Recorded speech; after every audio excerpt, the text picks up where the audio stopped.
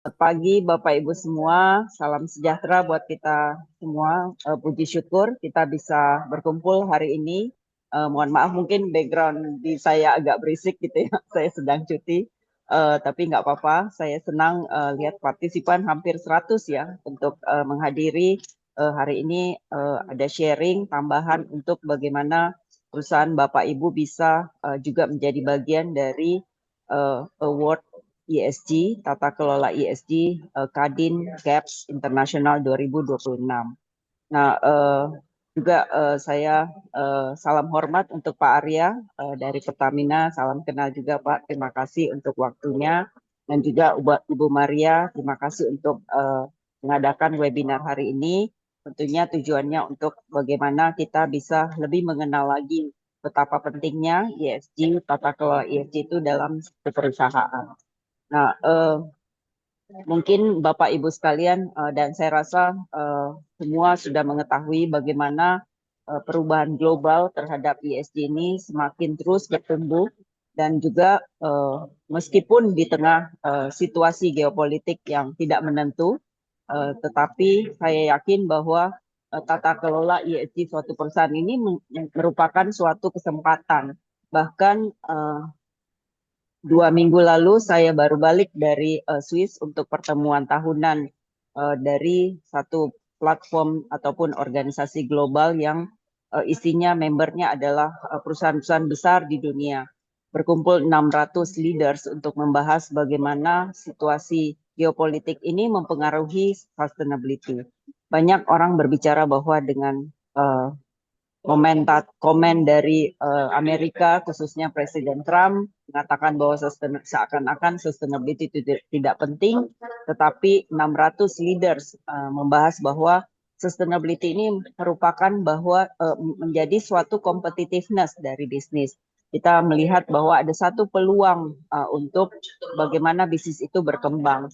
Dan tata kelola ESG ini menjadi sangat penting dalam melebarkan sayap suatu perusahaan.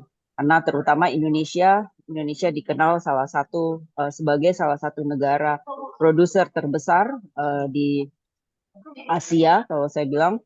Jadi kita menjadi tempat tujuan negara-negara berkembang untuk mencari barang-barang ataupun raw material. Nah, sehingga sangat penting suatu perusahaan itu memastikan bahwa tata kelola ESG di suatu perusahaan itu bisa menjadi fondasi yang utama, bisa dapat menopang suatu bisnis bisa berkembang menjadi lebih besar lagi. Nah, tentunya hari ini akan banyak diskusi yang di-sharing dari para expert, Ibu Maria selaku uh, direktur dari ISA yang juga inisiator dari ESG Award ini di Kadin, dan juga tentunya Pak Arya juga bisa sharing dari sisi pandangan Pertamina selaku salah satu BUMN utama di Indonesia yang tentunya juga banyak berhubungan dengan global. Sehingga Bapak Ibu sekalian yang hadir hari ini bisa melihat betapa pentingnya satu ESG itu dan bagaimana memulainya. Nah, memang award yang buat di Kadin ini bersama-sama dengan GAPS Internasional. Ini adalah award yang kita juga memastikan bahwa award ini salah satu award untuk mengajak teman-teman atau Bapak Ibu sekalian untuk bisa belajar lebih banyak lagi dan tentu mengapresiasi untuk perusahaan-perusahaan yang sudah memiliki tata kelola yang bagus. Dan bukan hanya saja satu award, tetapi didampingi oleh workshop ataupun capacity building yang bisa membantu Bapak Ibu sekalian untuk melakukan improvisasi di masing-masing perusahaan, apa saja yang mungkin masih bisa menjadi peluang untuk diperkuat dan juga tentunya sekali lagi ini menjadi suatu competitiveness bagi perusahaan Bapak Ibu untuk bisa masuk ke pasar-pasar baru di global. Nah, peluang sangat besar dengan adanya gangguan geopolitik ini, saya melihat bahwa memang sustainability menjadi sangat penting gitu. Menjadi suatu kekuatan utama yang bisa dipakai untuk bisa masuk ke pasar-pasar yang tadinya mungkin belum bisa ditembus. Dan kedua juga menjadi satu pilihan-pilihan atau mengingatkan kita bahwa betapa betapa pentingnya untuk mencari alternatif lain daripada ketergantungan dari beberapa material yang mungkin terlalu jauh dari jangkauan kita. Nah, hal-hal ini saya harap tentu hari ini diskusi bisa membuka pemikiran Bapak Ibu sekalian untuk bisa secara kreatif mengetahui bagaimana sih seluk-beluknya tata kelola ESG itu, apa sih yang menjadi positive value yang bisa kita dapatkan, yang bisa kita implementasikan kembali ke masing-masing perusahaan. Tidak perpanjang lebar, tentunya para expert sudah siap untuk sharing dan sekali lagi saya harapkan webinar hari ini bisa membawa sesuatu positif buat Bapak Ibu sekalian. Terima kasih, saya kembalikan ke MC. Semoga acara hari ini bisa bermanfaat buat kita semua. Terima kasih dan selamat pagi. Nanti saya mohon izin harus leave karena nanti Ibu Maria expertnya sudah ada di sini. Kalau misalnya ada pertanyaan lanjutan, nggak apa-apa bisa kita juga berhubungan nanti lewat email dan sebagainya. Terima kasih. Selamat pagi. Ya, makasih Ibu Maria. Makasih banyak Bu Elim Ya. atas sambutannya Selamat yang pagi. inspiratif. Ini Ya, menjadi, saya pamit dulu ya. kasih ya Bu. Ini menjadi awal yang memicu ya untuk webinar kita di hari ini. Nah, tanpa lama lagi, marilah kita masuk ke sesi berikutnya, yakni sesi utama dari webinar kita hari ini, yakni pembahasan mengenai identifying risk, ESG risk dan impact business performance and reputation, serta bagaimana perusahaan dapat mengidentifikasi dan mengelola risiko ESG yang berpengaruh terhadap keberlanjutan bisnis.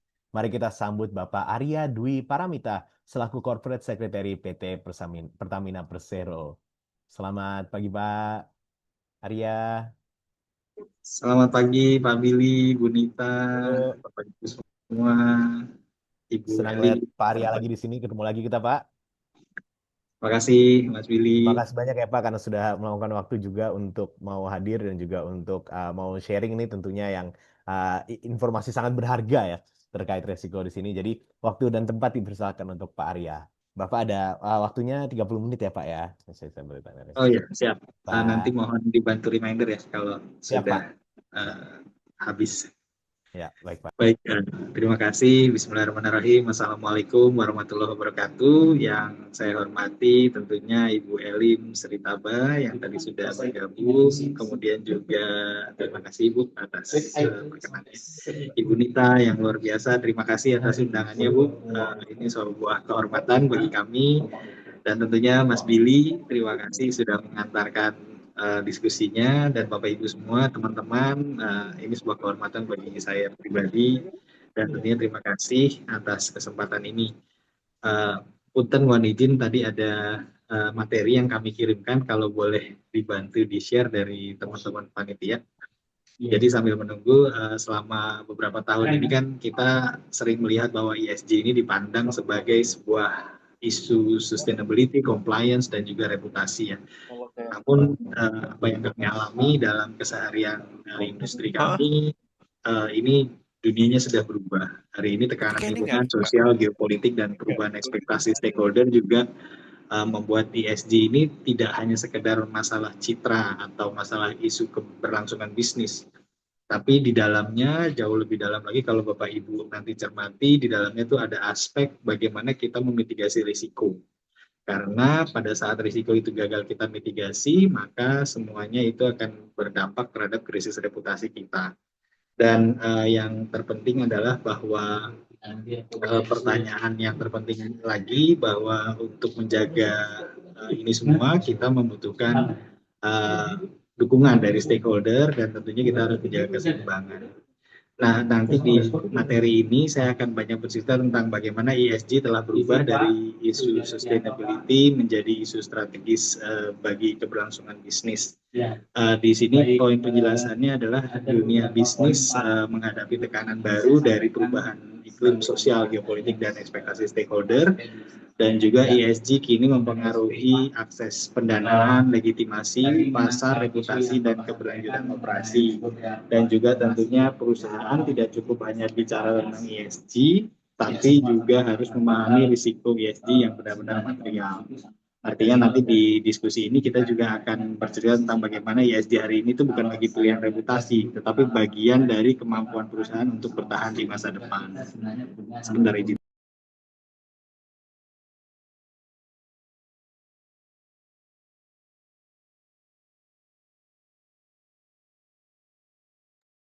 Oh, sepertinya Pak Arya mobilisasi terlebih dahulu, Bapak Ibu. Ya.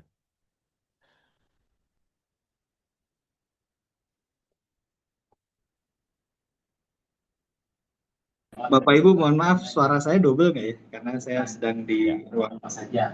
Apakah ada suara lain yang masuk? Takutnya terganggu. Ada Pak, tadi ada background noise sih, tapi Oke, sekarang oke, hening. siap. Saya coba, saya izin 2 menit untuk cari tempat sebentar. Oke, Iya, boleh. Makasih ya. oke. Mungkin ya, Billy bisa diputerin videonya dulu mungkin, Bill. Oke. Boleh minta tolong Azra untuk share screen videonya?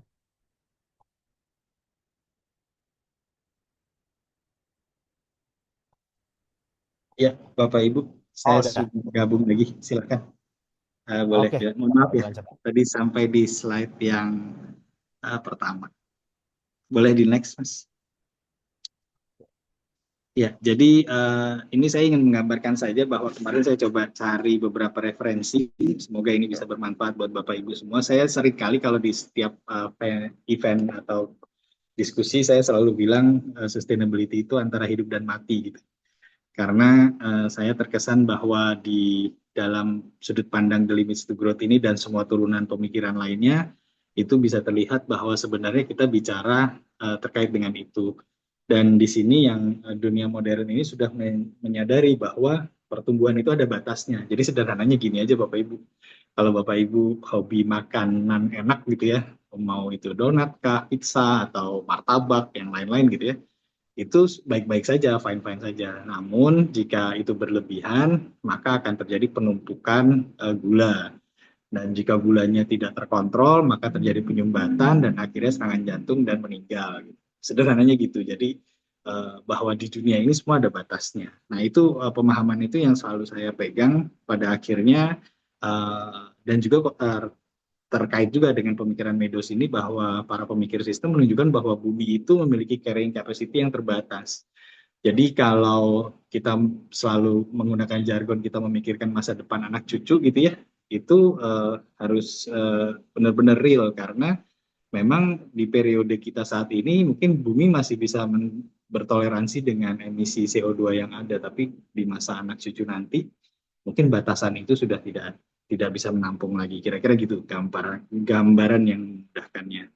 Nah, krisis iklim, degradasi lingkungan, dan ketimpangan sosial ini tekanan dari sistemik global dan tantangan masa depan bukan menghentikan pertumbuhan, tapi menjaga keseimbangan antara pertumbuhan dan keberlanjutan. Jadi key message-nya adalah selain limit yaitu balance. Ini harus seimbang gitu ya. Dan masalah terbesar dunia hari ini adalah bukannya kekurangan pertumbuhan, tapi hilangnya keseimbangan. Karena itu tadi carrying capacity-nya sudah mulai terlampaui. Boleh di next slide. Baik, terima kasih. Di sini kita akan bercerita tentang ESG saat ini itu secara langsung mempengaruhi nilai dan ketahanan bisnis. Intinya ada 3 bagian, yaitu pertama stakeholders semakin menuntut transparansi tanggung jawab perusahaan, kemudian juga risiko ESG berdampak pada akses modal, biaya pendanaan, legitimasi pasar dan reputasi, dan juga ESG risk itu berkembang dari isu lokal menjadi gangguan operasional dan krisis reputasi. Nah ini Bapak Ibu, saya seringkali kalau ditanya orang gitu ya, ESG itu apa sih Mas? Gitu. Saya suka menyederhanakan untuk yang di industri ya. Industri itu kan membutuhkan pendanaan dan pastinya butuh investasi dan lain-lain. Nah, ESG ini saya sering sekali cerita, ini ibaratnya rapot lah Bapak Ibu ya. Jadi kalau ada kita misalnya bagi yang sudah berkeluarga dan sudah punya anak itu pasti familiar dengan kalau mau ngasih hadiah anaknya lihat raportnya gitu. Misalnya, oh dia mau dikasih tambah uang tabungannya misalnya gitu ya.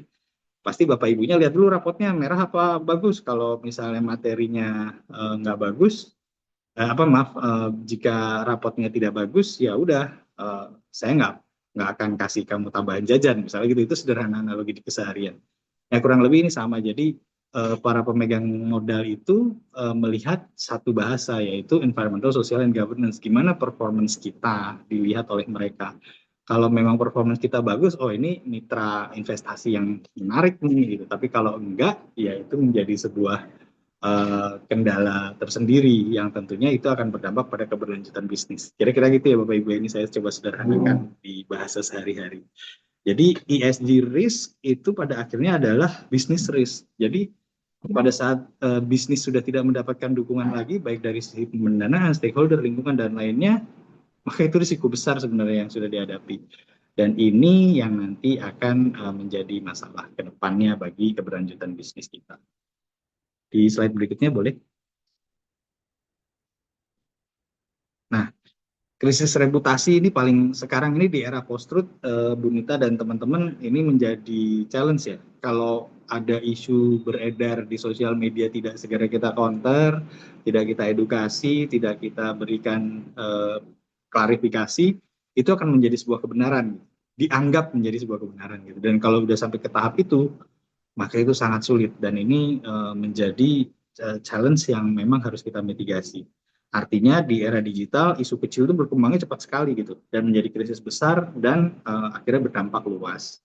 Media sosial ini mempercepat amplifikasi isu secara real time, itu poin positifnya. Tapi di sisi lain ini juga menjadi suatu tantangan. Dan stakeholder activism meningkatkan tekanan terhadap perusahaan juga gitu. Nah, ini contohnya di sini ada beberapa pressure dan lainnya yang ini semua munculnya kenapa? Karena ESG itu tidak kita pandang sebagai risiko tapi lebih kepada pencitraan gitu. Dan pada saat itu dikatakan sebagai pencitraan, hati-hati nih, kita bisa terjerumus ke dalam jurang yang namanya greenwashing. Jadi jangan overclaim. Nah, artinya apa? Sebenarnya kita melaporkan apa yang kita lakukan di aspek environment, sosial, dan governance. Nah, ketika legitimasi sosial hilang, dampaknya dapat luas, kooperasi, pasar, nilai perusahaan, dan lain-lain. Jadi merembet Bapak Ibu. Jadi kalau bicara dengan soal ESG, pastikan itu semua disampaikan secara benar dan sejujurnya, karena di era sekarang, di era digital ini semua sangat sulit, dan jika itu sudah masuk ke dalam krisis reputasi digital, itu akan sangat repot untuk menanganinya. Jadi reputasi adalah aset paling sensitif di dalam dunia bisnis dan modern di saat ini. Boleh selanjutnya, silakan. Jadi Bapak Ibu, kalau yang di slide berikutnya ini kita akan cerita tentang materialitas ESG. Boleh sudah berubah belum?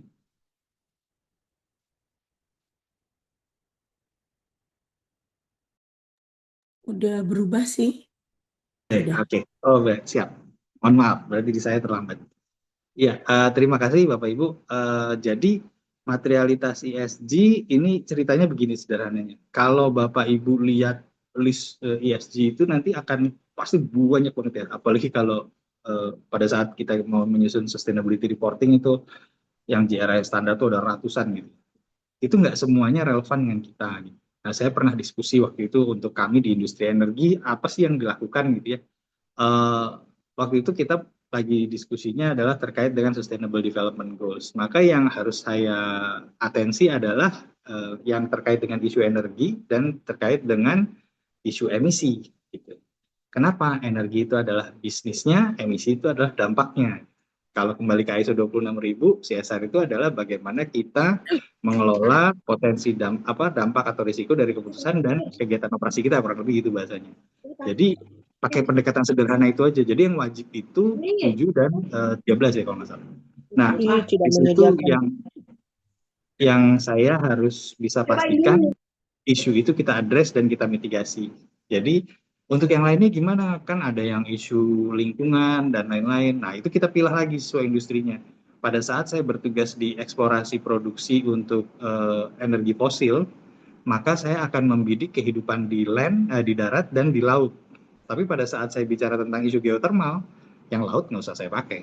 Karena tidak ada operasi kami di laut. Kami operasinya semua di daratan. Nah, kemudian di daratannya di spesifik mana dan seterusnya. Itu ada namanya uji materialitas, Bapak Ibu. Jadi ini yang harus dilakukan nih. Kita harus tahu, kita harus identify minimal 2 poin awal yang tadi saya cerita itu teman-teman, Bapak Ibu semua harus tahu. Kemudian kalau digambar ring gitu ya, ring keduanya apa gitu. Itu juga harus, lapis keduanya, lapis ketiganya juga harus dipahami. Nah, dengan demikian fokus ESG harus berbasis materialitas, bukan hanya sekedar isu yang populer. Jadi misalnya sekarang lagi happening apa nih? Happeningnya soal kendaraan listrik gitu ya. Terus semuanya bicara tentang kendaraan listrik, padahal bisnisnya nggak ada hubungannya sama itu. Nah, itu jangan. Karena itu tidak relevan jatuhnya. Kemudian perusahaan perlu memahami severity, exposure, dan stakeholder sensitivity. Jadi menguji materialitas itu juga ada unsur kita harus verifikasi juga dengan stakeholder kita gitu. Kadang menurut kita yang kita sedang bahas adalah sekarang isu BBM misalnya gitu ya. Ternyata stakeholder lagi nggak mengatensi itu gitu, karena BBM itu isu kemarin, isu sekarang adalah isu yang lain. Nah itu kita perlu tahu, perlu sensitif soal itu. Dan prioritas ESG harus diarahkan pada isu yang paling mengaruhi keberlangsungan bisnis. Jadi kalau untuk di industri energi, ya pastinya adalah dampak emisi dan bagaimana kita men-tackle isu-isu emisi itu dengan langkah-langkah positif sehingga kita bisa menyampaikan bahwa kita environmental friendly dan seterusnya. Tapi nggak selesai di situ. Misalnya, oh ternyata perusahaan punya inovasi nih, inovasi bahan bakar ramah lingkungan. Oh silakan, itu di-endorse juga gitu. Tapi nanti akan ada porsi-porsinya yang bisa ditempatkan. Jadi ESG yang efektif itu bukan tentang melakukan semuanya, tapi memahami apa yang paling kritikal bagi keberlangsungan perusahaan. Karena percaya deh, kita nggak bisa melakukan semuanya secara sempurna. Gitu. Jadi memang kita harus memilih. Di sini intinya materialitas ESG adalah kita harus bisa memilih. Di slide berikutnya, boleh di next. Di sini kita akan bicara risikonya. Jadi risiko itu yang paling gampang ya kita petakan sesuai namanya ESG gitu ya. Kalau ditanya definisi, semua orang udah bisa jawab. Tapi yang perlu kita dalami nanti kalau baca ESG itu lihat risikonya gitu. Jadi sambil baca, oh kalau di environmental kira-kira risikonya apa ya? Kalau saya perusahaan sabun, kira-kira risikonya apa ya? Oh ternyata di ujung sana kemasan sabun saya misalnya menjadi sampah di kali, misalnya di sungai atau apa misalnya gitu ya. Ini kan banyak faktor. Atau misalnya saya perusahaan air mineral, bagaimana saya mentreatment botol saya dan seterusnya. Ini semua bisa dilakukan dengan memetakan ini. Jadi teman-teman harus bisa melihat bagaimana terkait dengan isu environmental. Tapi ada pola ancamannya. Jika itu tidak dipenuhi, misalnya AMDAL-nya nggak keluar, izin nggak dapat, kita nggak bisa jalan. Nah ini juga menjadi faktor yang harus dipahami. Apa sih yang, kalau saya sih gampangnya gini Bapak Ibu ya, sumber uang perusahaan kita dari mana sih? Misalnya nih, industri ekstraktif, sumber uangnya dari mana? Oh, sumber daya dari bawah bumi itu harus bisa keluar, karena itulah sumber revenue-nya perusahaan, misalnya gitu ya. Ya udah, semua hal yang terkait dengan itu kita petakan, itulah risikonya. Kenapa kok itu disebut risiko, Mas? Iya, karena kalau itu nggak dikeluar, maksudnya itu terhambat, sehingga si sumber daya tadi nggak bisa keluar, maka itu mengganggu keberlanjutan ekonominya perusahaan, kan gitu ya. Sederhana aja sih ininya, pendekatannya. Jadi monggo nanti Bapak Ibu, kalau saya paling sering sih saya bilang ke teman-teman, coba petakan dulu deh proses bisnisnya. Kita proses bisnisnya gimana sih gitu. Nanti pertanyaan kedua, sumber yang jadi duit yang mana nih gitu, yang bagi perusahaan. Baru di situ nanti dari titik itu kita elaborasi apa sih risiko yang mengelilinginya gitu. Kenapa ditanyanya duit gitu ya? Karena kita baru bisa berbuat baik kalau kita sudah dalam keadaan selamat.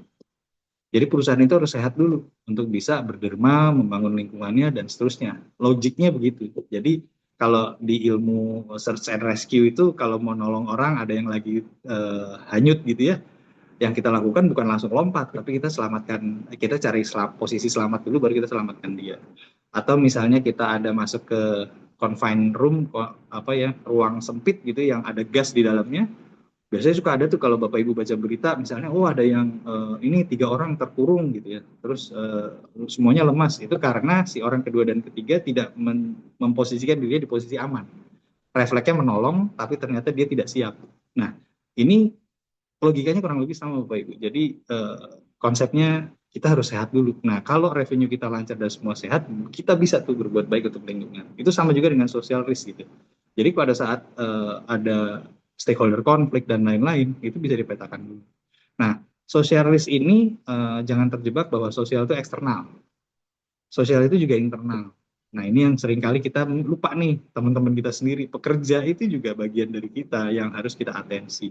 Itulah kenapa ada isu human rights, ada masalah istilahnya UMR dan lain-lain, itu biasanya ditemukan itu. Dan yang the last but not least adalah governance. Ini semua dasar dari semuanya.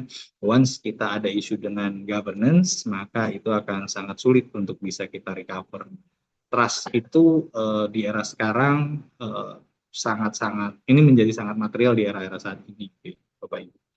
Itu yang bisa saya sampaikan. Jadi kesimpulannya adalah ESG itu bukan isu tunggal, tapi sistem risiko yang saling terhubung.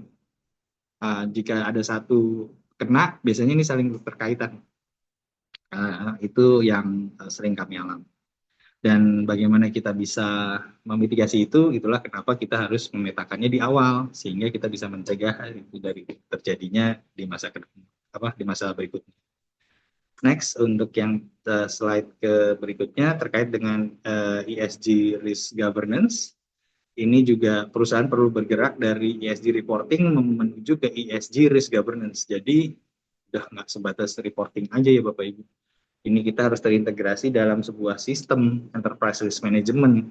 Jadi kalau ngobrolin ESG harus ada fungsi risikonya gitu. Bahkan kalau dalam strategi menjalankan misalnya community development, itu kita juga harus memikirkan program kita ini bisa memitigasi risiko apa ya. Itu harus inline. Dan dibutuhkan sistem monitoring, early warning, dan stakeholder engagement. Itu yang penting. ESG governance ini membangun resilience organisasi dalam menghadapi ketidakpastian. Jadi artinya ini bisa menjadi peta jalan kita nih untuk bisa survive di challenge yang kita hadapi saat ini. Dan yang terpenting adalah ESG itu bukan tujuan akhir ya Bapak Ibu. Ini bukan sebagai sebuah target untuk di akhir tahun di saat RUPS gitu kita terbitkan, wah reputasi kita bagus, bukan itu gitu. Tapi bagaimana kita bisa membaca risiko dan menjaga masa depan bisnis. Jadi kalau nanti Bapak Ibu di perusahaan biasanya ada tuh top 10 risk perusahaan. Nah, kalau biasanya paling di atas tuh reputasi biasanya. Karena once reputasi terkompromis terjadi isu yang berat, itu akan sangat sulit untuk mengembalikan. Next, di slide 8. Slide berikutnya. Ini akan ada cerita sedikit tentang tempat saya bertugas saat ini. Saya akan bercerita tentang dual growth strategy. Jadi di slide ini teman-teman Bapak Ibu bisa melihat bahwa saat ini Pertamina sebagai industri yang menangani energi fosil. Ekstraktif fosil itu di sektor hulunya. Kemudian bahan bakar minyak itu semua masih ada emisi dan lain-lain. Tapi tuntutan zaman terkait dengan carrying capacity tadi dan juga isu regulasi lingkungan dan lain-lain sudah mengharuskan kita shifting nih. Tapi to tell the truth bahwa saat ini orang masih pakai fosil kan nggak mungkin kita semua langsung saknyet gitu kalau bahasa Jermannya itu ya langsung berubah gitu kan nggak mungkin. Nah artinya kita harus bisa mengatur ini, mengelola ini. Artinya akan ada dual growth strategy yang intinya adalah menjaga yang kondisi existing saat ini. Kemudian sambil kita paralel menjalankan ke depan apa yang kita bisa lakukan untuk masa depan gitu. Nah, yang menarik di sini adalah existing business itu tetap harus menjadi hal yang penting karena itu yang menjaga keberlanjutan energi dan ekonomi untuk pembangunan di Indonesia ini. Itu yang terjadi saat ini baik yang kami hadapi sehingga ini harus kami jaga. Tapi di saat yang sama kita juga membangun masa depan. Makanya kalau saya sering cerita sama teman-teman, key message saya adalah kita jangan pernah meninggalkan legacy, Bapak Ibu. Karena yang harus kita lakukan adalah membangun legacy.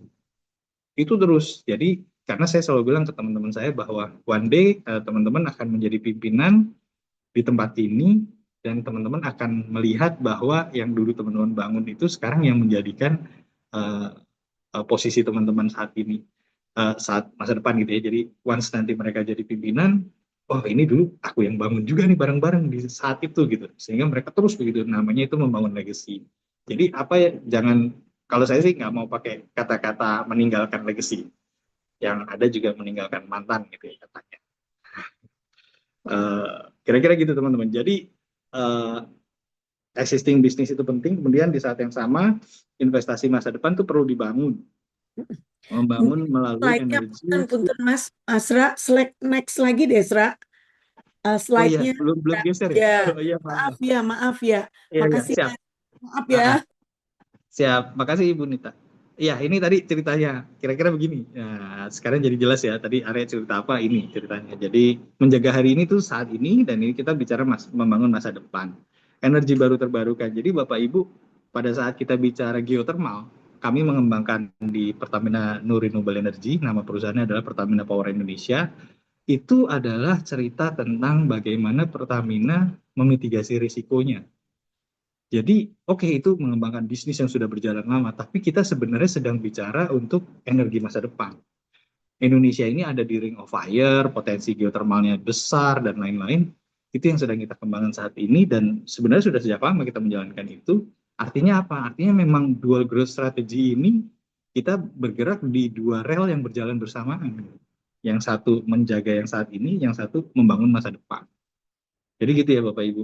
Termasuk juga dengan EcoSAF, kalau Bapak Ibu nanti searching di Google itu juga bisa EcoSAF itu untuk bahan bakar pesawat yang menggunakan Yuko itu used cooking oil kalau bahasanya ibu-ibu, minyak jelantah. Jadi Bapak Ibu kalau punya minyak jelantah di rumah jangan dibuang, itu bisa dibawa ke SPBU kita yang ada poin penukaran, di situ bisa dilakukan di SPBU Kopo. Kalau yang dekat-dekat di tempat saya ini ada di MT Haryono. Nah, terus kemudian juga yang lainnya ini juga bisa menjadi apa ya gitu. Jadi ingat, kita bukan meninggalkan legacy, kita membangun legacy. Kenapa bukan meninggalkan legacy? Karena kalau kita tinggalkan legacy itu berarti nanti ya udah ditinggal ya, nggak dijalanin lagi.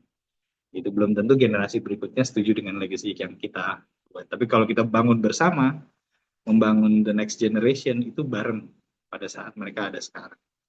Gitu.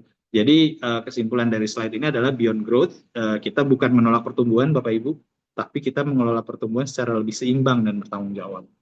Jadi harus memelihara balance. Jadi dual growth strategi itu kita lihat dari sisi itu. Ini bagaimana cara kami salah satunya untuk memitigasi risiko tadi. Boleh yang terakhir. Jadi sepertinya saya sudah sampai pada slide akhir.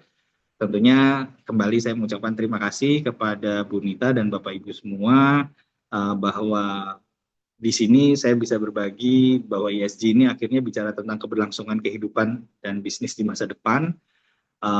Dunia membutuhkan perusahaan yang mampu menjaga keseimbangan antara profit, people, dan planet, ya itu yang sering kita dengar. Kemudian juga resilience lahir dari kemampuan membaca risiko dan beradaptasi terhadap perubahan, dan sustainability bukan hanya kewajiban, tapi ini adalah fondasi keberlangsungan jangka panjang. Dan bisnis yang mampu bertahan bukan yang tumbuh paling cepat, kalau boleh disimpulkan, tetapi yang paling mampu menjaga keseimbangan. Itu aja mungkin dari saya, Bapak Ibu. Kalau nanti ada pertanyaan kami persilahkan. Semoga ini bisa bermanfaat dan bisa termasuk bagi saya untuk pembelajaran supaya saya bisa terus menyempurnakan pengetahuan dan diri saya. Terima kasih sekali lagi, saya akhiri, saya kembalikan ke Mas Billy. Wassalamualaikum warahmatullahi wabarakatuh. Terima kasih banyak Pak Arya atas pemaparannya.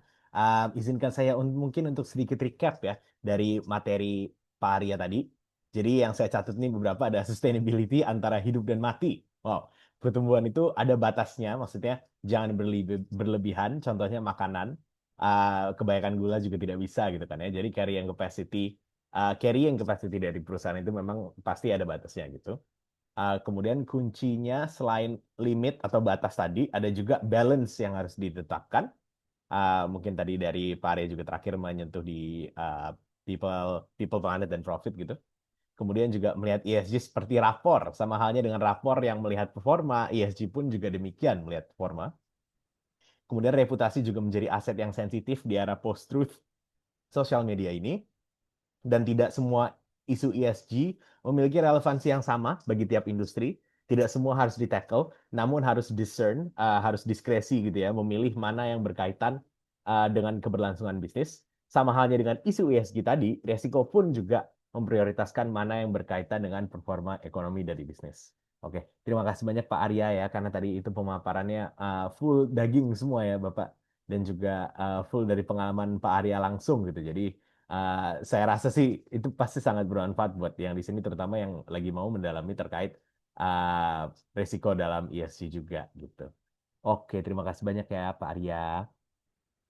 Kemudian kita akan melanjutkan ke sesi berikutnya dari webinar kita hari ini. Kita akan memasuki pemaparan dari Ibu Dr. Maria Rosalini Nita Radiati. Beliau akan mengkaitkan bagaimana pemaparan materi resiko tadi dari Pak Arya itu berkaitan juga dengan IFRS dan juga berkaitan juga dengan ESG International Awards ini. Walaupun awards ini memang ada memiliki fokus di governance ya, tapi tetap ada ruang bagi resiko. Selamat pagi Bu Maria. Billy. Aduh, maaf nih kok langsung share screen ya. Nggak apa-apa, nggak apa-apa, nggak apa-apa. Nah, Langsung aja juga nggak apa-apa, Bu. ini Billy. Ini Ya.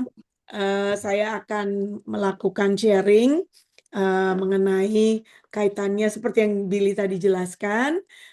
Dan betul sekali, setuju sekali dengan Billy bahwa presentasi Pak Arya sangat full dengan pengetahuan ya, bahkan juga termasuk case study ya. Jadi luar biasa deh, saya kagum ya.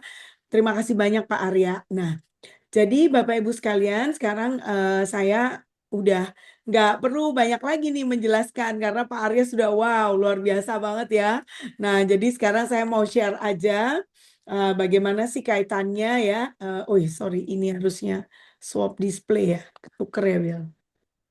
Gimana Bill, betul nggak? Atau satu apa dua? Beda, Bu. Sekarang kelihatannya 2.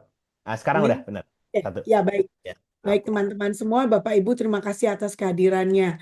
Nah, jadi ini topiknya adalah identifying ESG risk that impact business performance ya.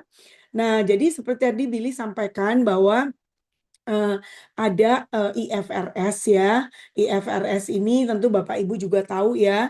Jadi ini sebetulnya adalah basis yang kami gunakan di Kadin untuk menyelenggarakan award mengenai tata kelola ESG dan ESG project management. Nah, jadi IFRS ini apa? Itu standar pengungkapan ESG yang dipakai oleh Ikatan Akuntan Indonesia. Standar pengungkapan yang akan diwajibkan pada 2027 khususnya untuk yang PSPK 2 yaitu yang berkaitan dengan iklim begitu. Nah, jadi Bapak Ibu, apa sih tujuan dari award ini? Tujuan utamanya itu adalah memberikan guidance kepada perusahaan-perusahaan di Indonesia untuk bisa membuat pengungkapan ESG. Jadi kunci dari ESG itu adalah pengungkapan Bapak Ibu. Jadi kita kalau sudah melakukan hal-hal yang baik, raportnya baik, seperti Pak Arya tadi sampaikan, jangan lupa dipamerin gitu Bapak Ibu. Bukannya kita mau pamer sombong ya, tetapi dipamerkan itu supaya para stakeholder yang relevan itu mengetahui kinerja kita. Nah, siapa saja stakeholder yang relevan? Tadi Pak Arya juga sudah sebutkan, yaitu salah satunya investor, kemudian juga konsumen ya Bapak Ibu, dan juga misalnya perbankan. Nah, perbankan. Nah, jadi di Indonesia itu sudah ada yang namanya keuangan berkelanjutan. Jadi sustainable finance ya, di mana seluruh perbankan itu diwajibkan untuk memberikan loan untuk proyek-proyek yang berkaitan dengan ESG. Nah, jadi kalau proyeknya itu memang berkaitan ESG dan kemudian rapotnya perusahaan itu baik, maka tingkat bunga dari loan tersebut itu menjadi lebih rendah. Nah, oleh sebab itu juga basisnya mengapa Kadin menciptakan 2 award, yaitu Tata Kelola ESG dan ESG Project Management.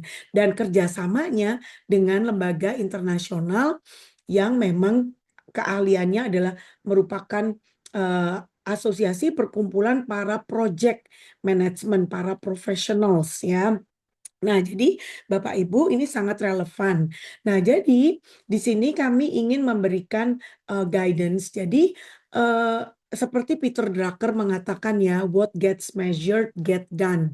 Nah, apa yang diukur pada award ini, maka kami berharap bahwa perusahaan akan melakukannya di operationnya. Jadi kalau sekarang misalnya, awardnya belum lengkap, nggak apa-apa. Yang penting ada evidence, ada penjelasannya ya bahwa kami sedang mengembangkan ini dan sebagainya. Nah, jadi itu tujuannya adalah memberikan panduan kepada perusahaan-perusahaan untuk mempersiapkan ESG yang baik. Itu apa aja yang ESG governance yang baik itu apa saja yang diperlukan, dan ESG project management yang baik itu apa saja yang diperlukan. Nah, jadi Bapak Ibu lihat di dalam IFRS ini itu ada dari objektifnya ya, Bapak Ibu bisa perhatikan dari objektifnya. Nah, objektifnya di sini itu adalah information. Jadi ada IFRS S1 dan S2. Nah, objektif di sini jelas-jelas disebut yang information about significant sustainability related risk and opportunities. Nah, itu sebabnya Bapak Ibu mengapa kita buat webinar ini gitu. Jadi memang diminta oleh IFRS itu untuk memberikan informasi tentang sustainability related risk dan opportunities. Nah, ini nanti yang akan menjadi basis dari materiality yang tadi disampaikan oleh Pak Arya.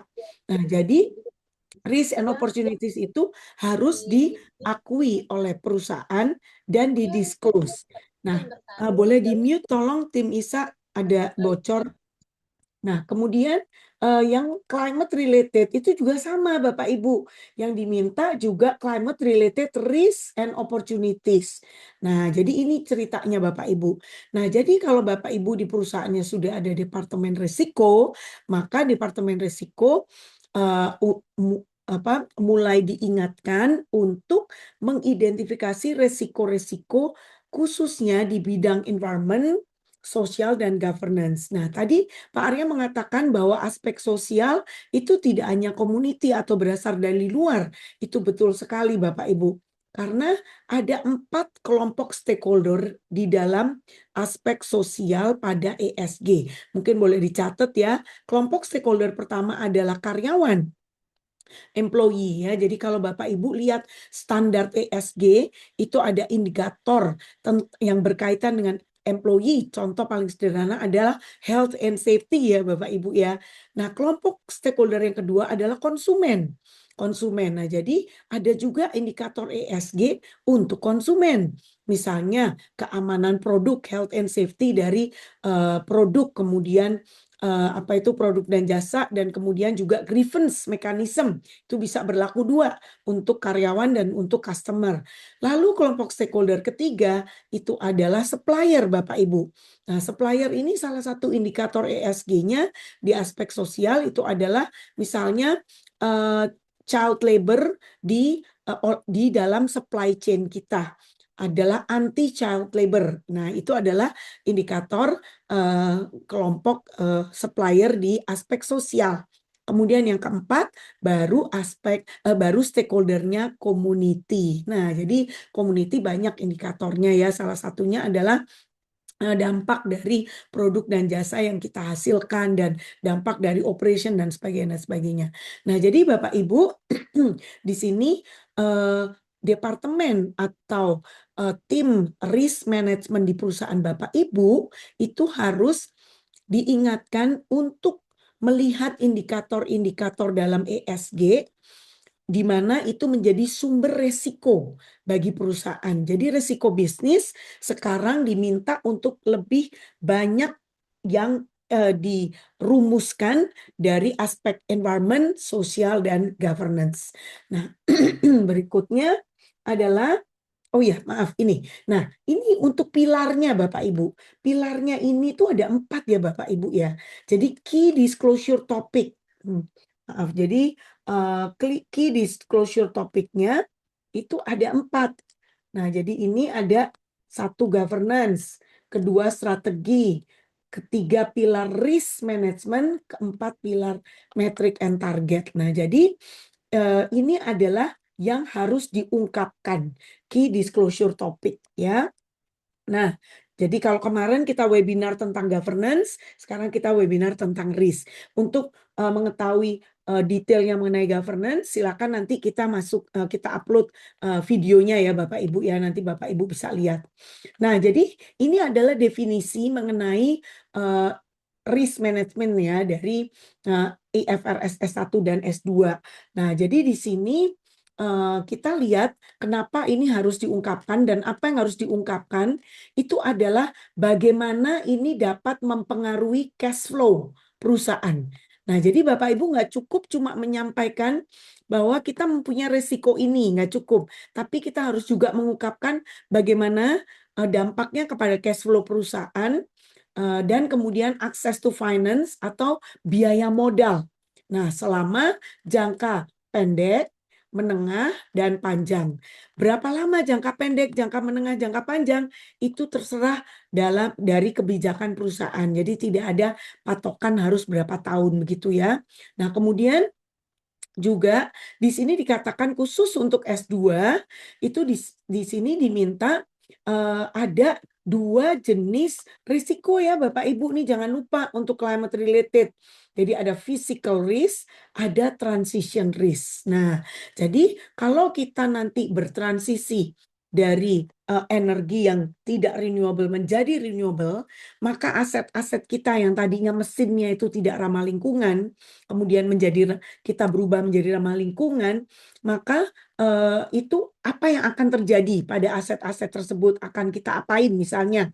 Atau yang kedua, dengan adanya perubahan iklim, dengan adanya misalnya peraturan carbon tax dan sebagainya, maka kita akan melakukan transisi, maka kita harus melakukan investasi. Maka itu berarti mempengaruhi cost of capital kita. Nah, itu perlu dijelaskan. Jadi ada transition dan ada physical risk. Kemudian jangan hanya yang negatif risk aja, tetapi juga yang positif risk, yaitu opportunities. Nah, ini juga perlu diungkapkan ya teman-teman. Nah, lanjutnya itu adalah ini. Jadi apa yang dimaksud dengan risk management menurut S1 dan S2? Jadi di sini seperti presentasi saya di webinar yang kemarin ya, itu adalah kita harus mengungkapkan. Jadi mengungkapkan prosesnya. Bagaimana entity itu membuka ya, menggunakan yang mengidentifikasi, mengakses, memprioritaskan, dan seterusnya. Nah, kemudian juga sama, S2 juga begitu, sama Bapak Ibu. Nah, jadi ini perlu sekali diungkapkan supaya para investor, bank, kemudian konsumen bisa mengetahui risk profile dan risk management proses. Nah, jadi perlu sekali diungkapkan prosesnya untuk mengatasi risiko itu seperti apa. Nah, kalau kita bicara risk management proses, maka kita mengikuti ISO 31000. Nah, jadi Bapak Ibu di sini sama dengan ESG, perlu ya. Jadi ini sebetulnya meskipun Bapak Ibu tidak berada di departemen risiko, Bapak Ibu juga perlu tahu pada saat melakukan risk management ini, maka harus mengidentifikasi skopnya. Oke, skopnya apa? Apakah skopnya untuk satu project, untuk identifying risk? Apakah skopnya hanya untuk project itu supaya lancar? Maka skopnya kita batasi, yaitu project X. Nah, kemudian konteksnya, projectnya ada di mana? Kemudian pada tahap berapa, siapa aja stakeholdernya, kemudian time frame-nya kapan dan sebagainya, tuh konteksnya. Nah, kemudian dari skop dan konteks ini baru Bapak Ibu merumuskan risk kriteria. Mana yang dianggap sebagai high risk, kemudian medium risk ya, kemudian low risk atau very low risk ya. Nah, jadi seperti ini aja sederhana Bapak Ibu supaya Bapak Ibu paham meskipun Bapak Ibu tidak di bidang risk management ya. Jadi bisa. Nah, setelah sudah menentukan skop dan konteks, maka kita nggak terlalu luas mengidentifikasi risknya, kita fokus kepada proyek itu saja, begitu. Karena apalagi kalau proyek itu minta dibiayai oleh perbankan. Nah, jadi kita harus mengidentifikasi itu proyek ini tuh resikonya apa aja.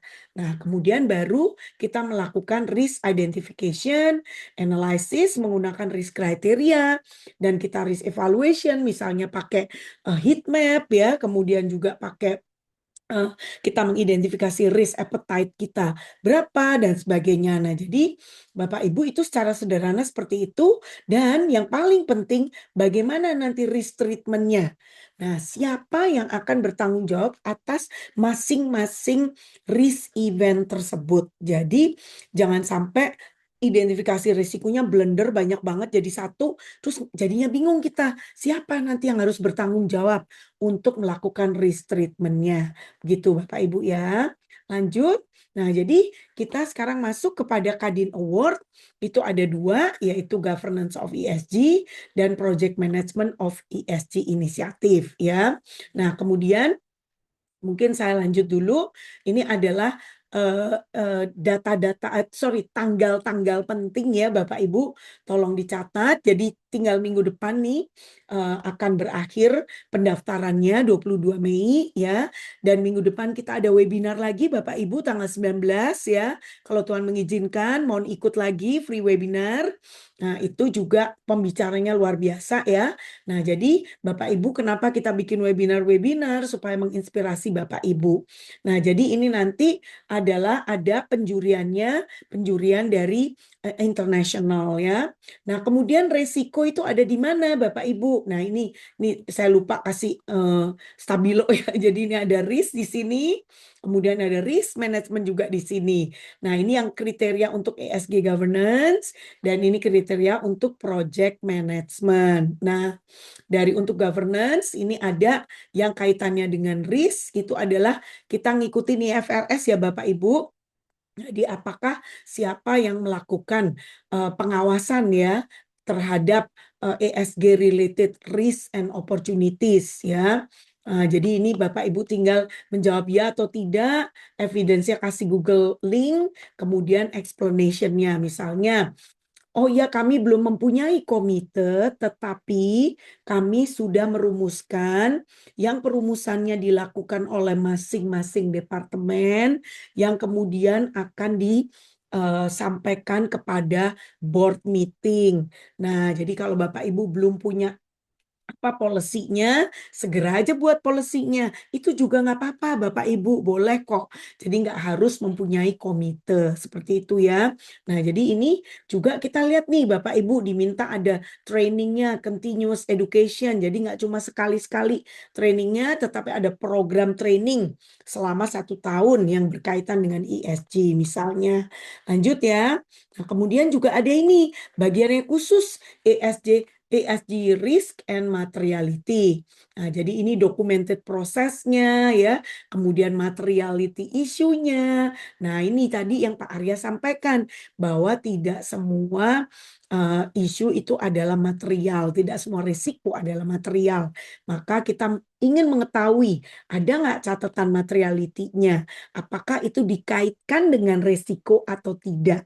Nah, jadi Bapak Ibu mulai sekarang tambah pinter ya untuk menentukan materiality sebelum Anda membuat sustainability report, pastikan bahwa Anda melakukan risk management proses terlebih dahulu. Jadi setelah dievaluate resiko mana yang paling tinggi, baru itu yang masuk ke dalam materiality. Berikutnya itu juga sama adalah ISG integration itu proses and risk management ya. Nah, jadi ini disebutkan bahwa ESG itu di-embed di dalam seluruh project life cycle. Nah, jadi ini misalnya sesuai dengan ISO 21500 ya. Jadi misalnya Anda belum ngikuti ini ya nggak apa-apa, tapi at least kan jadi tahu. Nah, itu tujuannya Kadin membuat award ini. Jadi biar tahu, oh ternyata ada tuh ISO-nya. Oh ternyata ada ISO 31.000. Nah, ini semua kalau biasanya kalau angkanya 0 belakangnya Bapak Ibu bukan untuk sertifikasi. Kalau angkanya 1 di belakangnya 9.001, 14.001, nah itu untuk sertifikasi. Kalau 0 itu hanya untuk guidance gitu Bapak Ibu ya. Nah, berikutnya juga ada sama ini adalah risk register. Nah, jadi bagaimana sih perusahaan itu melakukan systematic documentation of risk register. Nah, jadi tadi di project risk management process itu ada risk identifikasi. Nah, itu maksudnya adalah risk register. Nah, jadi bagaimana perusahaan melakukan dokumentasi atas ini gitu ya. Nah, baik teman-teman, ini akhir dari presentasi saya. Jadi jangan lupa di-download participant guideline-nya, kemudian juga ada website-nya. Nah, jadi website-nya Bapak Ibu bisa lihat informasinya lengkap juga di situ dan tanggal-tanggalnya dan wajah-wajah jurinya semuanya ada. Jadi jangan lupa ikut daftar Kadin International Award. Saya kembalikan ke moderator. Makasih, Billy. Oke, terima kasih banyak Bu Nita atas pemaparannya. Nah, itu juga di poin terakhir tadi Bu Nita, saya juga pengen ingatkan Bapak Ibu, itu tadi ada QR-nya. Nanti sebelum kita menutup, itu akan ditunjukkan lagi ya Bapak Ibu. Namun jika Bapak Ibu misalnya mau penasaran, mau lihat sekarang partisipan guideline dan juga belajar lebih tentang award-nya ini. Nah, itu ada link yang sudah dari tadi pagi, dari tadi kita memulai webinarnya itu sudah dikirimkan oleh tim kami di kolom chat box. Ini saya kirimkan sekali lagi ya Bapak Ibu ya. Oh ya, ini ada QR-nya lagi, ditunjukin lagi. Terima kasih banyak Azra. Ya, ini juga, ini barusan saya forward lagi di grup, di chat box ya Bapak Ibu ya, terkait linknya. Oke, jadi bisa diakses lagi dari situ. Terima kasih banyak Bapak Ibu. Terima kasih Azra juga. Mungkin sekarang kita bisa kembali ke sesi utamanya ya. Boleh stop share screen Azra. Hanya jawab ya, Bill. Yes, betul sekali Bu Nita. Nah ini sekarang kita masuk sesi yang mungkin dari tadi Bapak Ibu sudah menunggu ya. Dari tadi kita belum lihat ada pertanyaan yang kirimkan di chat box, tapi sekarang adalah waktu dan tempatnya untuk menjalani Q&A session. Nah kita ada sampai jam sekitar 11.25, 11.20, 11.25. Sekarang kita akan memasuki sesi tanya jawab bersama seluruh narasumber. Para hadirin dipersilakan untuk menyampaikan pertanyaan melalui chat Zoom atau dengan menekan tombol raise hand dan sehingga nanti bisa ngomong langsung gitu Bapak Ibu. Karena sekarang kami ini mengundang peserta untuk bisa menyampaikan pertanyaan secara langsung kepada para narasumber. Nah, bisa ke Pak Arya dan juga kepada Bapak. Oke, ini langsung ada pertanyaan. Tapi mungkin ada yang mau raise hand dulu, mau nanyakan secara langsung? Belum, berarti kita masuk sini dulu ya. Nah, ini ini ada Bapak atau Ibu Yusdinur ini. Yusdinur Rumah. Halo, Ya. selamat Oh pagi ya, Mas siap. Billy. Ini Bapak. Pagi Pak. Selamat pagi Pak Arya dan juga Ibu Maria. Saya mohon tidak membuka ini ya, sedang on the way di perjalanan mobil.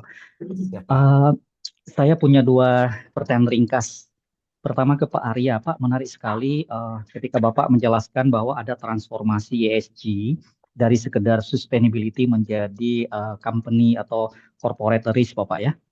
Nah, sebetulnya kalau saya tidak tahu detail di masing-masing perusahaan secara detail, tetapi kalau secara keseluruhan, kalau Bapak bisa membantu menjelaskan khususnya di BUMN, apakah kesadaran untuk atau bahkan mungkin ada regulasi yang mengatur bahwa semua BUMN itu harus memenuhi standar-standar yang ada di ESG. Kan begitu ya, yang Bapak tadi sudah jelaskan, juga Ibu Maria sudah jelaskan. Karena sebelum ESG jauh sebelumnya saya dulu pernah berpengalaman di beberapa perusahaan ekstraktif, misalnya ketika kita mau mengakses pendanaan dari Bank Dunia, kita punya misalnya ESG performance standar gitu ya. Nah itu juga kayak standar-standar lingkungan dan sosial yang memang harus dipenuhi ketika kita bisa mengakses. Yang menarik tadi adalah apakah kemudian standar ESG itu sudah bersifat mandatori ataukah masih bersifat voluntary terhadap BUMN-BUMN di Indonesia. Itu untuk Pak Arya. Kemudian Ibu Maria, ini saya menarik sekali Bu. Sebelumnya dari tim ISA itu sering ngirim email ke organisasi saya, Rumah Berkelanjutan. Jadi kita sebuah lembaga riset dan juga masyarakat sipil Ibu ya, yang fokus pada isu sustainability. Tetapi selama ini belum masuk ke ESG secara full, lebih banyak kita masih bekerja sektoral pada isu misalnya konservasi keanekaragaman hayati, kemudian pada isu food and sustainability dan macam-macam seperti itu bahasanya. Nah, Ibu, kira-kira satu pertanyaan kecil, tantangan yang masih dihadapi terutama di sektor korporasi itu di level mana, Ibu, di dalam mainstreaming ESG ini? Apakah di level kesadaran dari owner misalnya dari korporasi itu atau uh, ada semacam tantangan eksternal misalnya karena misalnya kan ketika korporasi itu mengejar profit harus growth ya tiap tahun harus growth kadang-kadang itu mengorbankan keseimbangan di dalam aspek-aspek ESG kan begitu kira-kira Bu ya. Kemudian pertanyaan kedua, dulu ESG itu kan sering disamakan dengan atau transformasi kan dari CSR Ibu. Kalau sekarang bagaimana Ibu secara teoritik perkembangannya? Terima kasih Mas Billy, Ibu Maria, dan Pak Arya. Ya, Siap. bisa langsung dijawab Bapak Ibu. Iya, baik. Terima Oke, kasih ke Pak Yusdinur. Terima kasih atas pertanyaannya. Eh, Kalau sederhananya ESG menjadi risk itu kalau dari perspektif saya ini bukan transformasi sih Pak. Ini lebih kepada point of view. Jadi orang banyak melihat dari semua sisi, tapi kalau dari pengalaman yang saya alami, lebih baik kita melihatnya dari sisi risiko gitu dulu. Sehingga kita bisa menemukan benang merah pada saat kita di perusahaan, kita bisa melihat risk perusahaan itu apa, kemudian biasanya nanti ada risk event, kemudian bagaimana mitigasinya kan gitu ya, urutan sequence-nya. Nah, itu sangat memudahkan buat kita. Terus pertanyaannya, kenapa itu saya pilih sebagai point of view? Karena kalau kita melihatnya terpisah-pisah, itu jadi double kerjaan, Pak. Sebenarnya sederhananya karena sumber daya kita terbatas. Kalau kita melihatnya dari POV yang lain, itu nanti akan jadi kerja tambah gitu. Rasanya tuh jadi berat gitu. Tapi kalau kita sudah align-kan, itu menjadi bagian yang tidak terpisahkan, itu akan menjadi the way we do our business. Itu sih tadi yang saya lihat. Dan uh, dari sharing yang tadi saya sampaikan, memang di beberapa case akan lebih memudahkan Pak. Contoh karena saya pernah lintas tugas di bagian yang mendalami terkait corporate communication, itu saya sempat bilang ke teman-teman bahwa untuk mempelajari komunikasi itu paling enak adalah menggunakan cara pandangnya sustainability reporting. Karena di situ kita diajarkan bagaimana kita melihat sesuatu itu dari sisi problem solvingnya. Jadi tidak tenggelam dalam sebuah krisis terlalu lama, tapi kita melihat itu sebagai kita admit, kita nggak bohong, kita admit, tapi kita lakukan apa gitu, untuk memperbaiki dan doing better di kedepannya. Nah, jadi POV ini yang menurut saya paling menarik sih ya, itu kenapa saya memilih. Kemudian kalau standar ESG, apakah itu mandatory atau voluntary? Kalau menggunakan POV tadi, maka ini sudah bukan mandatory atau voluntary. Ini adalah sebuah way of life gitu. Jadi sebuah panggilan jiwa gitu kalau kata ragu-ragu gitu ya, apa kayak di film-film gitu. Jadi artinya ini sebuah kebutuhan bagaimana kita menjalankan ini. Jadi ada atau tidak ada regulasi yang mewajibkan, ini menjadi kebutuhan buat perusahaan menjalankan cara komunikasinya, cara pandangnya itu dengan pendekatan sustainability. Kira-kira begitu Pak Yusdinur, semoga bisa menjawab. Terima kasih.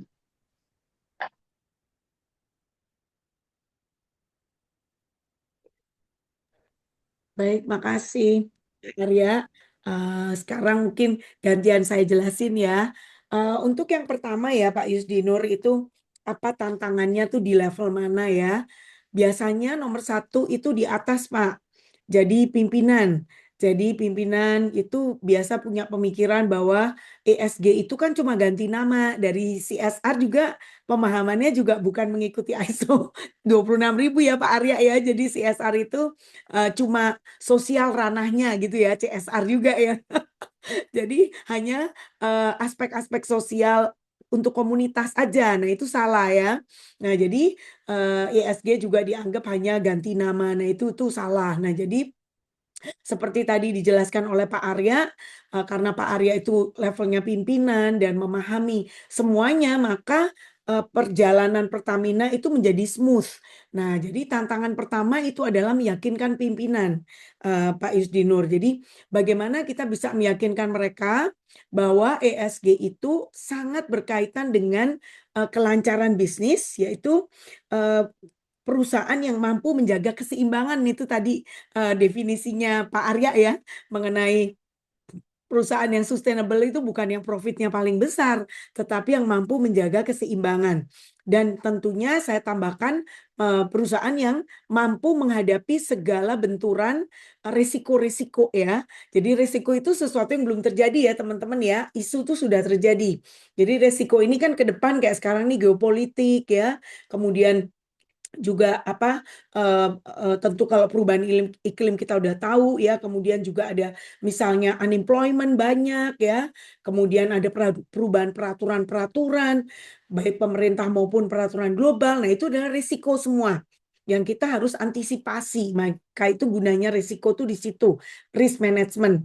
Nah, jadi bagaimana kita mengantisipasi dan menyiapkan tidak hanya yang negatif tapi juga peluang. Apa peluang-peluang yang ada di dalam bisnis, misalnya untuk renewable energy, untuk penghematan biaya, dan sebagainya ke depannya, kolaborasi misalnya ya, supaya nanti bisnisnya itu bisa tahan ya menghadapi itu semua kalau itu terjadi, kalau sudah menjadi risk. Nah, jadi kuncinya itu memang di pimpinan, Pak. Jadi kami selalu kalau membantu perusahaan itu selalu kami menawarkan harus ada training untuk pimpinan.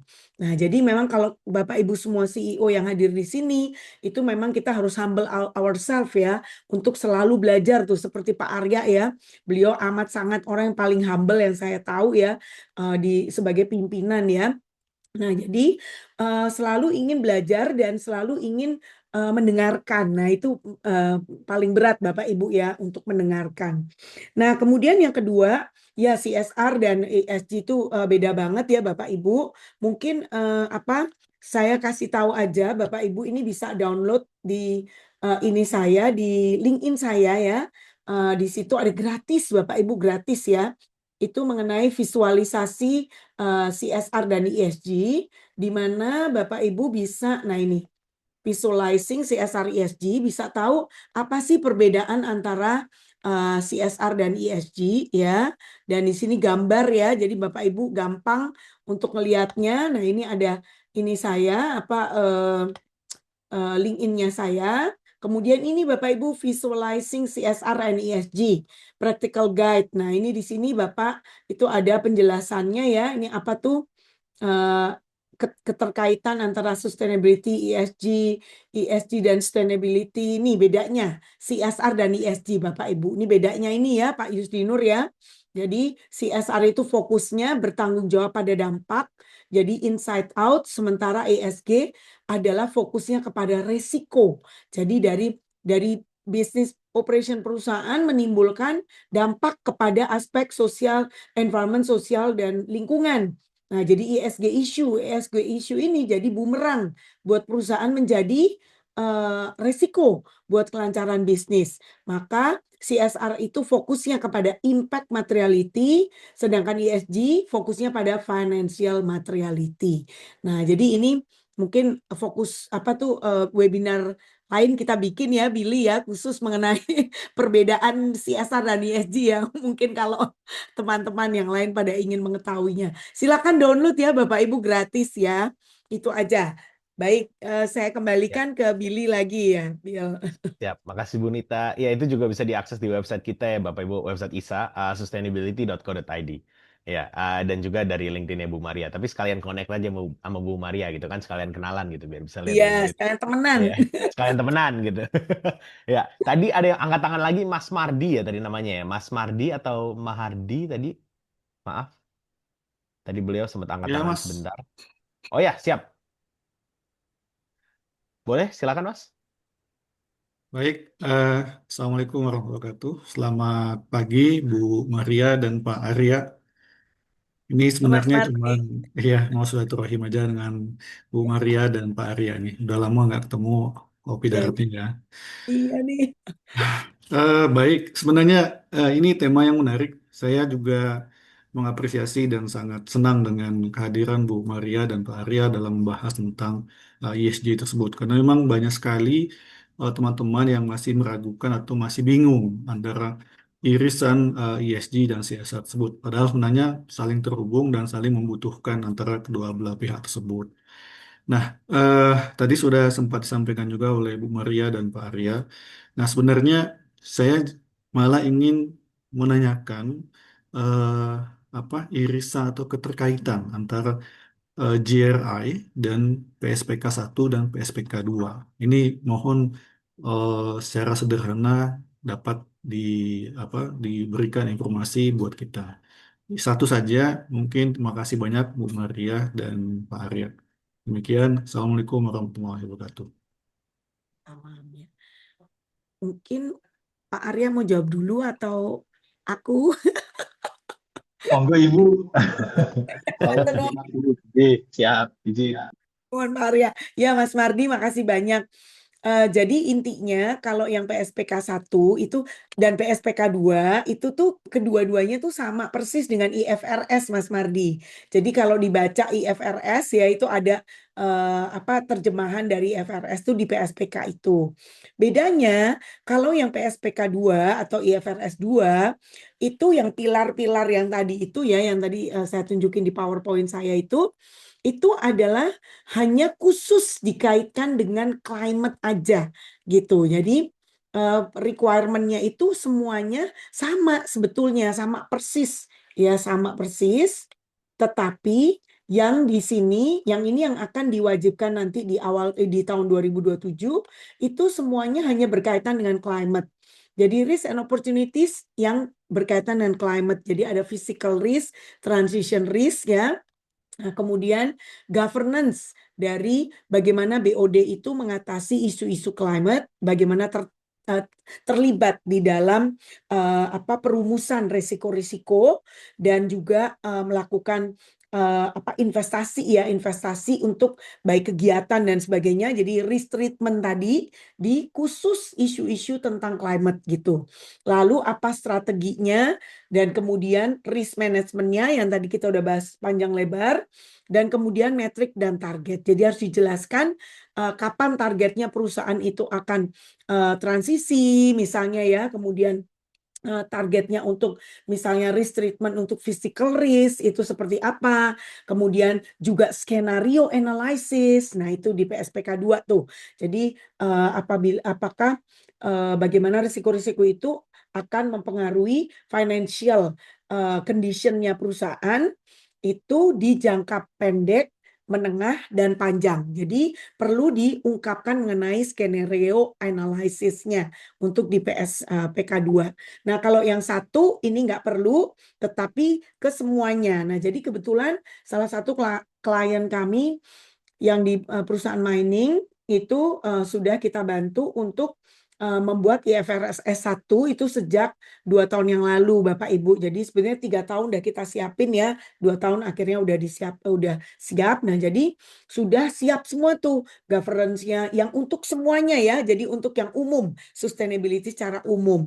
Nah, maka kan ini kan nggak mudah ya Bapak Ibu, prosesnya lama, takes time. Nah, maka PSPK 2 dulu gitu yang diterapkan gitu. Karena kita ada target negara ya nasional untuk menurunkan karbon. Seperti itu sih Mas Mardi, semoga cukup menjawab ya. Baik, makasih Bu Maria. Sukses Ya, selalu. sama-sama. Terima kasih banyak Pak Mardi. Nah, ini apakah dari Pak Arya mau menambahkan dari tadi? Yang tadi? Sudah sangat Oh, jelas. cukup ya. Terima Oke, kasih, saya siap. belajar dari Bu Rita nih. Siap. Terima kasih Bu. Ya, Terima kasih Mas makasih Mardi. banyak juga. Oke, mungkin sekarang kita lanjut ke beberapa pertanyaan yang ada di chat. Tapi maaf ya Bapak Ibu ya, mungkin tidak bisa semua pertanyaan, mengingat waktunya ini udah agak mepet. Mungkin kita bisa jawab cepat juga ya, jadi agak sedikit lightning round gitu untuk kali ini Bapak Ibu. Pertama mungkin dari Pak Purnadi, apakah penerapan ISO 14001 berkontribusi pada pemenuhan ESG? Bagaimana menurut Bu Nita dan juga Pak Arya? Masih di mute, Bu? Oh ya, maaf, Bu.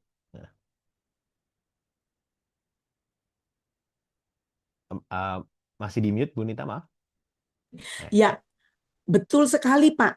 Aduh, saya mau jawab betul sekali aja kok. Oke, siap. Ketik-ketiknya lama ya.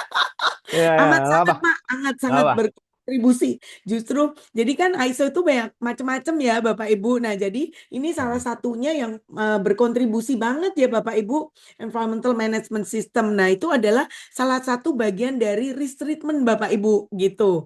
Nah, jadi sebaiknya dijelaskan Pak, kalau memang udah melakukan ini, jangan lupa dipamerin, di-disclose. Oh ya, saya tadi lupa ya, mau nunjukin pamer tadi ya.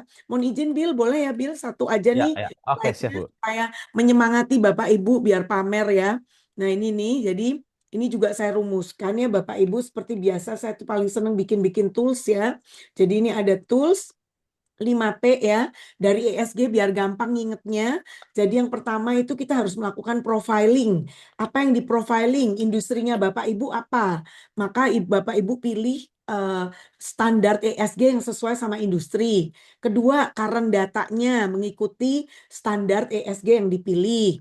Kemudian current data dengan requirement-nya udah cocok belum? Ada gap-nya nggak? Nah itu gap-nya di-identify. Kemudian risk profile Bapak Ibu sekarang tuh seperti apa risk profile-nya. Kemudian baru jadi melakukan identifikasi risiko tuh dia di sini nih, identifying risk ya. Nah, kemudian baru nanti risk treatment-nya di bagian program tuh Bapak Ibu, P yang program ya. Nah, setelah itu baru opportunity profile-nya kita juga identify, lalu financial materiality-nya itu apa saja yang paling material yang tadi Pak Arya mengatakan, tidak semua isunya itu adalah penting, tapi dipilih yang paling mempengaruhi finansial. Nah, itu yang disebut materiality, maka harus basisnya adalah risk management. Kemudian ESG investment profile kita apa. Lalu P yang kedua adalah policy. Jadi dari gap-nya itu ketahuan, oh kita belum punya policy ini, maka buatlah policy-nya. Kemudian yang ketiga baru program. Programnya ini adalah untuk risk treatment dari yang kita sudah identifikasi di atasnya. Jadi di situ ada risk management ya, dan metrik dan target. Jadi program tuh semua harus ada targetnya apa gitu ya. Kalau nggak bisa diukur Bapak Ibu. Nah kemudian berikutnya adalah kita harus memonitor progresnya. Dan yang kelima itu adalah promote, jadi pamer ya. Jadi yang kita pamerin itu harus ngikutin standarnya ESG gitu Bapak Ibu. Oke, itu yang Oke, ISO. terima kasih Jadi banyak. harus dipamerin tadi kalau udah dapat ISO itu. Oke, terima kasih banyak Bu Nita. Mungkin ini lightning round dikit ya, dua lagi mungkin ya. Apakah ada pemanfaatan data science untuk mengatasi resiko terutama reputasi di sosial media? Jika ada mungkin bisa jelaskan contoh yang pernah dilakukan oleh Pertamina atau perusahaan yang menjadi klien Bu Maria. Ya, mungkin bisa dari Pak Arya atau Bu Nita. Ini kepakarannya Pak Arya ini. Monggo Pak Arya, Oh, ya, silakan. silakan. Ini pertanyaannya, mohon maaf, pertanyaan dari siapa tadi? Maaf. Oh ya maaf, dari Ibu Intan Sartika. Sartika. Bu Intan. Ya. Yang ini ya, yang manajemen risiko, ESG, apakah monitoring mengenai sistem informasi tertentu? Ya, betul. Ya. Oke, jadi kalau di kami untuk mohon izin Bu Nita, kalau di kami melakukan kegiatan monitoring itu setiap hari, dan pada saat ada krisis itu kita ada 3 window report, yaitu pagi, siang, dan malam. Mirip-mirip obat nih Mas Bibi. Jadi kita buka window itu dan kita laporkan. Nah, nanti akan ada pergerakan tren dari krisis itu. Dan biasanya nanti kita bisa lihat behaviornya krisis itu terjadi kapan, sehingga di jam berapa terjadi peak berita negatif, dan di jam berapa terlihat peluang untuk campaign positif. Itu secara umum yang bisa dilakukan melalui metode media monitoring. Kemudian kaitannya dengan ESG apa? Ini kita memanage risiko ketiganya, tapi yang semua berujung pastinya pada reputasi. Apakah ada pemanfaatan data science juga untuk mengatasi risiko, terutama reputasi di sosial media? Sebenarnya kalau di sosial media itu kalau bicara data fine-fine aja, cuma memang kita harus pahami audiensnya. Ini mungkin ada sesi tersendiri terkait dengan komunikasi krisis yang buat mendalami jawaban dari pertanyaan ini. Nah, tapi yang memang biasa kami lakukan dari sisi monitoring tersebut, kemudian kita lakukan responnya apakah bisa direct atau tidak, itu juga nanti menjadi salah satu pertimbangan. Dan biasanya di sisi ini kita sangat membutuhkan yang namanya sustainability reporting. Jadi Bapak Ibu, kalau saya kan lebih cenderung memegang pendekatan untuk preventif. Jadi mumpung lagi semua keadaan baik-baik saja, itu di situ kita buat muscle training istilahnya. Jadi pada saat muscle memory kita sudah terbentuk untuk merespon terhadap krisis, itu sudah bisa langsung jalan. Nah, caranya gimana? Caranya adalah dengan memahami kembali sustainability reporting. Sejujurnya kalau kita jadi penulis SR itu belum tentu kita hafal semua isinya gitu. Jadi ada kalanya kita perlu lihat lagi, kita baca lagi, kita pelajari lagi. Tapi yang dicari bukan dihafalkan, tapi dicari poin-poin positif yang bisa kita raise isunya pada saat kita menghadapi sebuah situasi yang tidak diharapkan. Nah, itu Bapak Ibu. Nah, kalau tadi Bu Nita menyampaikan kita harus rajin publikasi gitu ya. Ini sebenarnya bagian dari muscle training kalau di tempat kami. Jadi teman-teman memang kita minta untuk membuat berita positif setiap hari, sehingga pada saat nanti dibutuhkan untuk membuat berita, itu teman-teman udah nggak perlu nanya lagi. Jadi mereka sudah terbiasa. Ini membiasakan diri untuk membangun reputasi positif. Saya rasa itu Mas Billy sedikit tips dari praktek kami sehari-hari yang saya sederhanakan. Terima kasih. Monggo Bu Nita. Oke, terima kasih banyak ya Bapak Ibu, Pak Arya juga. Saya mohon maaf dulu sebelumnya kepada Bil, Bapak Ibu mungkin yang banyak kirim Bil, pertanyaan. Apa mau satu lagi bisa Bu? Bil, boleh Ya? ini mungkin boleh nggak ya kalau saya sedikit menjawab, ada beberapa yang bisa saya jawab sebentar, boleh nggak Bil dari Oke, siap-siap. pertanyaan ini ya? Baik Bu. Jadi Nggak apa. pertama saya menanggapi yang chat ya. Jadi mohon izin ya Mas Arya. Jadi ya ini pertama congratulations ya Pak Leonard Theopan atas bukunya, kelihatannya bagus sekali. Kita harus semua baca ya, kita harus belajar ya.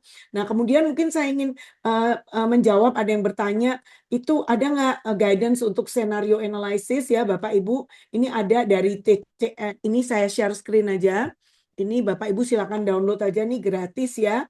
Ini ada TNFD ya, Guidance on Scenario Analysis. Nah ini Bapak Ibu silakan ya, boleh download aja. Ada sumber, kemudian juga ada pertanyaan tentang, oh ini mana nih chatnya kok hilang? Oke, mungkin apa yang ditanyakan oleh Pak Pria ini, Pak Arya bisa nih jawab nih ya. Jadi kenapa sih kok ada isu-isu banyak governance, tapi kok perusahaan tidak belajar mengenai resiko dari ESG. Nah, resiko ini juga terkait dengan pertanyaan Pak Joko dari Astra Agro Lestari. Tadi Pak Pria yang menanyakan mengenai kenapa sih kok banyak yang masih belum mempertimbangkan risiko ESG, dan kemudian kalau Pak Joko bagaimana sih mengatasi isu sosial konflik dengan masyarakat itu Pak Arya, dua-duanya risiko tuh, silakan Pak Arya. Iya, siap Bu. Jadi kalau terima kasih atas pertanyaan dan kesempatannya. Jadi kalau untuk terkait dengan ESG yang governance, itu akan selalu menjadi bagian dari top 10 risk yang harus kita perhatikan. Kenapa? Karena itu akan menjadikan kita selalu aware. Walaupun sudah banyak peristiwa di luar yang terjadi, bukan berarti kita semua terhindar dari potensi risiko itu. Sehingga yang perlu diatensi adalah risiko ini harus bisa kita mitigasi. Mulai dari menguatkan pengetahuan, karena seringkali juga bisa jadi sesuatu hal terjadi dan pada akhirnya terjadi sebuah pelanggaran itu karena masalah awareness, masalah knowledge. Mungkin tidak tahu kalau nyebrang di jalan itu harus lewat jembatan penyeberangan karena tidak disosialisasikan misalnya begitu.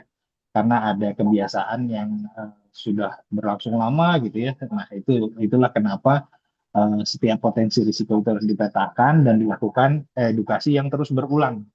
Lalu apakah pembelajaran dari Enron dan Arthur Anderson yang tadi disebutkan itu bisa dipahami oleh semua orang? Jawabannya adalah dalam kondisi real itu banyak gap generasi Bapak Ibu. Jadi belum tentu juga teman-teman yang ada di audiens kita ini tahu apa sih isu Enron gitu ya, apa sih isu Arthur Anderson gitu ya. Mungkin yang sering baca pasti tahu, tapi kalau yang ini seringkali nggak paham. Nah itu peran dari edukasi tadi, termasuk seperti misalnya cara menyeberang jalan yang baik dan seterusnya, itu ya, analogi di keseharian. Nah, jadi kenapa banyak pengusaha yang tidak belajar dari situasi tersebut, itu menjadi ini, kalau dari pengalaman saya adalah itu harus diulang, Pak Pria.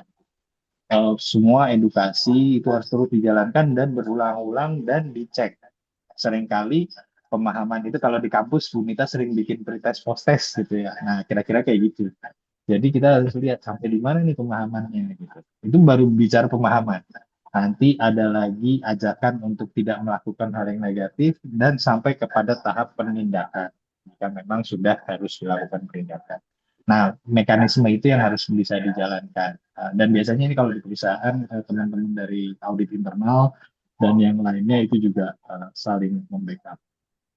Kemudian yang untuk pertanyaan kedua dari Pak Joko, terima kasih Pak Joko berkenan dengan pemaparan mengapa tidak semua ESG sama pentingnya. Karena memang kita memiliki keterbatasan, Pak.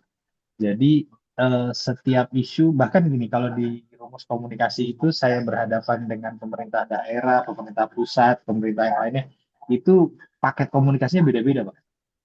Tergantung dari audiens yang mau kita sasar. Jadi sama juga dengan isu ESG, tergantung dari risiko yang sudah kita rumuskan. Nah, itu berangkat dari tadi top 10 risk yang dirumuskan di perusahaan, itu bisa menjadi salah satu patokan untuk bisa kita tentukan isu ESG mana yang lebih material. Dan biasanya kalau di penyusunan sustainability reporting itu nanti ada sesi untuk materiality mapping ya, materiality isunya. Nah, ini lebih fokus pada isu ESG yang berpotensi mengganggu nilai operasi dan legitimasi bisnis itu karena memang itulah tiga hal yang mendasari kita masih akan berbisnis atau enggak gitu di masa depan. Nah, untuk isu sosial dan komunitas, ini bagaimana pendekatan terbaik dalam mengelola risiko ESG yang berkaitan dengan konflik masyarakat. Jadi pendekatan yang terbaik memang kembali ya, karena kita beroperasi di Indonesia, itu isu sosial ini menjadi material karena memang isu ini beragam, Pak. Jadi kalau teman-teman kami yang beroperasi di lapangan dari mulai Sumatera hingga Papua, itu isunya berbeda-beda, Pak. Dan tidak bisa rumus di Jawa diterapkan di Sumatera atau rumus Sumatera diterapkan di Papua, itu nggak bisa. Jadi memang ada fundamental yang bisa diterapkan secara umum, tapi juga banyak yang harus disesuaikan dengan kearifan lokal masing-masing. Jadi ini juga menjadi isu tersendiri pada saat kami berhadapan dengan komunitas sosial. Dan di masing-masing wilayah nanti biasanya mereka memiliki tim task force sendiri yang untuk melakukan stakeholder engagement. Dan di dalam strategi mereka itu di dalamnya pasti ada yang namanya issue mapping dan lain sebagainya. Jadi mereka sudah mengetahui, kalau di teman-teman community development itu namanya social mapping gitu. Dan jadi mereka mencoba untuk memahami di awal sebelum program. Nah, kira-kira kurang lebih sama Pak, itu jadi peta jalannya teman-teman di lapangan. Dan kembali lagi, tidak bisa one size fits all. Jadi kita harus betul-betul custom dan sesuai dengan audiens atau stakeholder yang kita hadapi. Kira-kira begitu, semoga bisa menjawab ya Pak Ria, Pak Joko. Terima kasih. Oke, terima kasih banyak ya Pak Arya dan juga Bu Nita dan juga terima kasih kepada semua yang sudah secara antusias juga bertanya walaupun secara langsung atau via chat. Maaf ya kalau kita nggak bisa address semuanya satu-satu karena kita juga ada keterbatasan waktu juga. Namun Bapak Ibu saya juga mau mengingatkan sekali lagi dari tadi juga sudah sempat dikirimkan beberapa kali di grup di chat box ya oleh tim ISA. Nah ini juga barusan dikirimkan lagi oleh Hasnah. Ada feedback form Bapak Ibu. Nah ini juga merupakan ganti dari form absensi kita. Jadi tolong Bapak Ibu mengisi feedback form ini dan tolong mengisinya dengan email yang tepat ya Bapak Ibu ya karena kami udah berapa kali ini kendala dalam mengirimkan email terkait dengan materi dan juga dokumentasi dari kegiatannya karena ada typo dalam kepenulisan email. Gitu. Jadi kalau ada typo nanti di sistem hosting mail kita itu nggak kebaca dia ujung-ujungnya jadi nggak kekirim gitu.